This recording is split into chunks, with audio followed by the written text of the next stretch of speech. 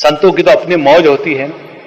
एक दूसरा भी अर्थ बताते हैं। क्या बताते हैं कि दुर्योधन को हमेशा लगता था यदि ये युद्ध प्रारंभ हो गया और भीष्माचार्य यदि पांडवों के स्थान पर वो बाण चलाने की जगह कौरवों को मारने न लग जाए, इसीलिए जरा देखते रहना कि गड़बड़ी न कर बैठे, इसीलिए उनको पकड़ के रखना। देखो, भीष्ममेवाभिरक्षन्तु भवन्तः सर्व एव हि। इस प्रकार की जब उल्टी सीधी बात दुर्योधन करने लग गया तब पितामह भीष्म समझ गए अब यदि इसका मुंह इस समय बंद नहीं करेंगे तो पता नहीं ये और क्या बोलेगा। यहां एक दूसरी महत्व की सिद्धांत की बात हम आपको बताते हैं। देखो, इस जगत में अनेक घटनाएं होती है। हर एक घटना के बारे में अपना विचार, निर्णय, ओपिनियन देने की कोई आवश्यकता नहीं, बिल्कुल आवश्यकता नहीं। लेकिन जब हमको आदत पड़ जाती है ना मुंह खुला करने की, हर चीज के बारे में हमारा ओपिनियन है, हर चीज के बारे में हमारा सजेशन है। जैसे उदाहरण के लिए आपको सबको पता है, एक दुर्घटना हो गई।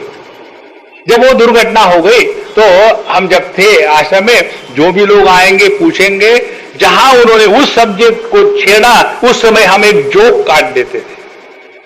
जिस विषय में बोलना आवश्यक नहीं है उस विषय में अपने मुंह को ताला लगाना बड़ा आवश्यक है, और यह स्वातंत्र्य अपने आप को होना चाहिए। अन्यथा हम अनावश्यक बकवास करते रहते हैं। हमारे दुर्योधन की यही स्थिति हो गई थी। वो इतना घबरा गया था और अनेक प्रकार के अच्छे बुरे शब्द उसके मुख से निकलने लग गए। उस समय भीष्माचार्य ने सोचा कि यदि इस समय इसके मुख को लगाम न लगावे तो पता नहीं ये क्या कर देगा, और इसीलिए 12वें श्लोक में बताते हैं, तस्य संजयन हर्षम कुरु वृद्ध पितामहः सिंहनादम विनोद्योच्चैः शंखम दद्मौ प्रतापवान। उस समय उस दुर्योधन के अंतःकरण में हर्ष, आत्मविश्वास जागृत करने के लिए भीष्माचार्य जी ने अपना शंख लिया और उसको जोर से फूंका। और जब उन्होंने इस प्रकार से शंख ध्वनि कर दिया तो अपने आप ये डिक्लेयर हो गया कि युद्ध प्रारंभ हुआ कौरवों की तरफ से और पांडवों ने केवल अपनी रक्षा के लिए बल का प्रयोग किया है। देखो, ये युद्ध का प्रारंभ पांडवों की तरफ से नहीं हुआ, ये हुआ है युद्ध का प्रारंभ कौरवों की तरफ से। और ये बात न जान करके, न समझ करके गांधारी के जैसी सती वो आखिरी में जाकर के जब अभी अपने सभी पुत्रों का नाश देखती है तो भगवान कृष्ण को शाप देती है कि जिस प्रकार से मैंने अपने सभी बच्चों को अपने आंखों के सामने मरते हुए देखा, उनको उनके मरने की खबर रोज सुनती रही, उसी प्रकार से हे कन्हैया तुम भी अपने बच्चों के मरने की खबर अपने कानों से सुनोगे। कितना भयानक श्राप। लेकिन असली बात क्या थी?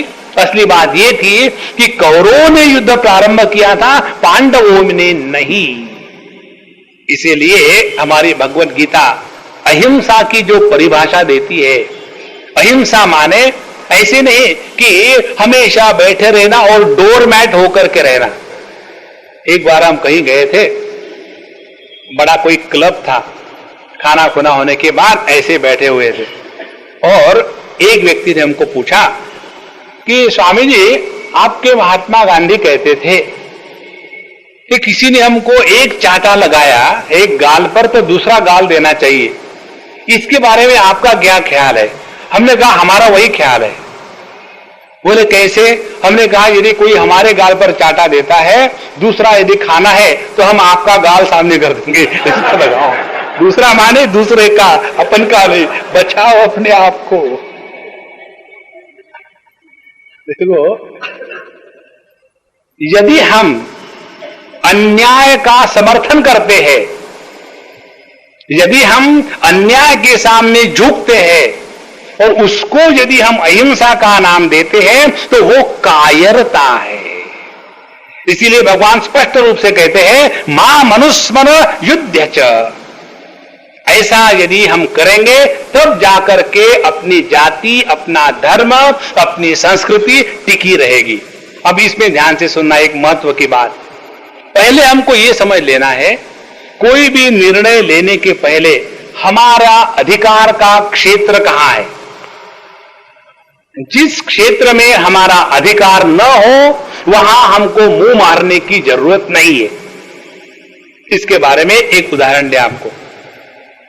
एक बार हम किसी बड़े पॉलिटिशियन के साथ थे और वो हमारे बड़े घनिष्ठ मित्र हैं। तो जब उनके साथ थे तो जब हम निकल रहे थे तो जो सज्जन हमारे साथ थे उन्होंने कहा, स्वामी जी आप इन पॉलिटिशियनों को कुछ सिखाते क्यों नहीं। तो हमने कहा देखो, उनको यदि सिखाना होगा तो मुझे पहले पॉलिटिशियन बनना चाहिए। मैंने साधु का धंधा शुरू किया है और मेरे दृष्टि में जितना पापी और पुण्यवान एक है उतना ही ये वोटी और पॉलिटिशियन दोनों एक है। हमारी साधना ये है कि सब में हमको परमात्मा का दर्शन करना है। तो हम अपने अधिकार को समझे, अधिकार को समझ करके अन्याय का प्रतिकार करना, यही जीवन का सौंदर्य है। कई बार हम अपने अधिकार को भूल करके अन्याय के प्रतिकार में चले जाते हैं और अपना और सबका सत्यानाश करते हैं।